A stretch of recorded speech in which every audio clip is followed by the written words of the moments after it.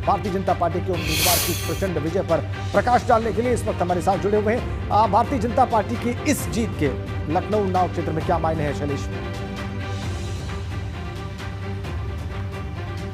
राजन, देखिए, पहले तो हम जो डेटा है उसको संशोधित करना चाहेंगे क्योंकि फाइनल आंकड़ा अब सामने आ चुका है। अगर बात करें तो देखिए 3488 वोट मिले हैं भाजपा के प्रत्याशी रामचंद्र प्रधान को, जो जीते हैं। और अगर इसको हम परसेंटेज में देखें तो कुल यहाँ पर जो 3976 वोट पड़ा था उसमें 85% से ऊपर वोट अकेले भाजपा प्रत्याशी यानी रामचंद्र प्रधान को मिला है। समाजवादी पार्टी की बात करें तो नेट 400 वोट सुनील साजन, जो अखिलेश यादव के सपा अध्यक्ष के बहुत ही करीबी माने जाते हैं, जो रत्नों की अगर बात की जाए अखिलेश यादव के, तो उनमें से एक कह सकते हैं आपको हर बड़े कार्यक्रम में मिलेंगे, इनके प्रवक्ताओं में है और काफी करीबी।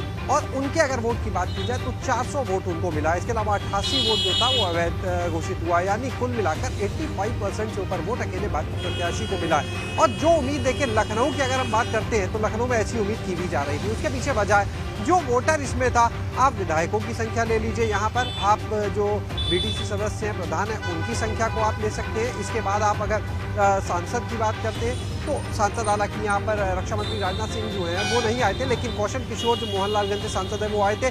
तो आप जितनी भी चीजें लेंगे, जितने भी वोटर इसमें थे, तो बड़ी संख्या ऐसे लोगों की थी जो भाजपा के हैं। तो निश्चित रूप से ये पहले ही मान के चल रही थी पार्टी की यहाँ पर जीत को लेकर कोई बहुत मुश्किल नहीं है। और शायद ये बात समाजवादी पार्टी बिल्कुल, लेकिन शैलेश, आप राजधानी में है, लखनऊ में है, जहाँ से पूरी सियासत चलती है, क्या समाजवादी पार्टी की तरफ से या समाजवादी पार्टी की किसी प्रत्याशी की तरफ से कोई रिएक्शन आया? क्योंकि उसमें सपा दावा कर रही थी कि ये जो चुनाव है इसमें हम बता देंगे कि भाजपा को कितना झटका सपा दे सकती है, लेकिन ऐसा झटका लगा है जो लग रहा है कि संभलने में बड़ा वक्त लग जाएगा सपा को।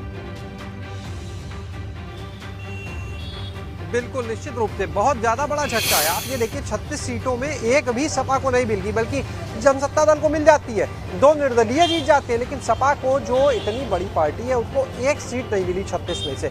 तो झटका तो निश्चित रूप से पहले विधानसभा चुनाव के नतीजे देख लीजिए, उसके बाद अब विधान परिषद के। और दूसरी चीज कि कितने एक अरसे के बाद, लंबे समय के बाद, ये भी आप देखें कि किस तरह से चाहे उच्च सदन हो चाहे विधानसभा, दोनों जगह पर भारतीय जनता पार्टी ने काबिज हो गई पूरी तरह से।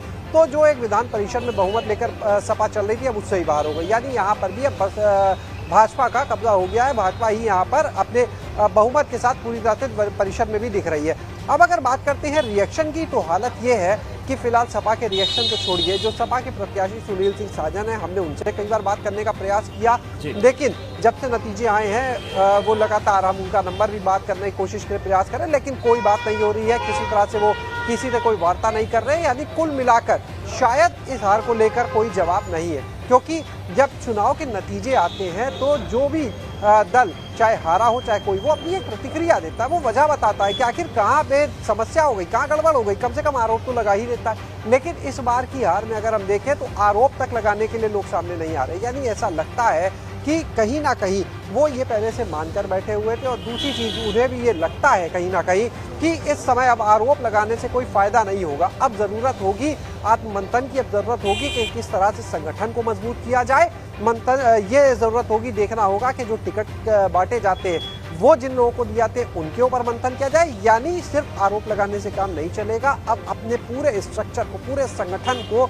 बदलने की जरूरत होगी। क्योंकि अगर हम देखें तो जिस तरह से विधानसभा के चुनाव में बसपा पूरी तरह से आप साफ देख सकते हैं 1 सीट आती है, कांग्रेस सिर्फ 2 सीट आती है, समाजवादी पार्टी 1 सीटें जरूर ले आती है, 111 अकेले दम पर, और गठबंधन की जोड़े तो और ज्यादा। लेकिन उसके बावजूद आप देखें कि जिस तरह से प्रचंड बहुमत से भारतीय जनता पार्टी आई, तो कहीं ना कहीं सपा के लिए एक बड़ा झटका।